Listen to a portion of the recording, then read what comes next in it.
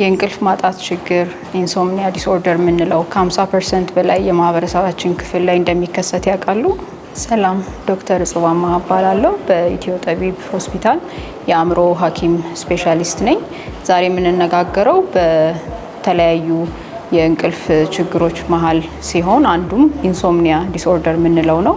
ኢንሶምኒያ ዲስኦርደር በአብዛኛው የሚከሰተው ራሱን ችሎ ሲሆን አንዳንዴም ደግሞ ከሌሎች ህመሞች ለምሳሌ አካላዊ ችግሮች፣ ስነ ልቦናዊ እንዲሁም አእምሮአዊ ህመሞች ጋር ተያይዞ ሊከሰት ይችላል።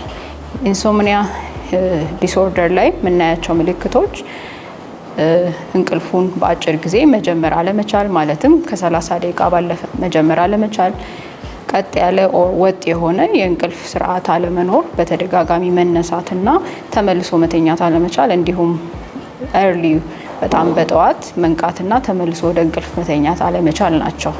እነዚህ ህመሞች ተደጋጋሚነት ሲኖራቸው ለምሳሌ ለወራት ሲቆዩ የዕለት ተዕለት እንቅስቃሴያችን ላይ የሚያመጡት ተጽዕኖ ስላለ ሕክምና ማግኘት ወሳኝ ነገር ሆኖ ይገኛል።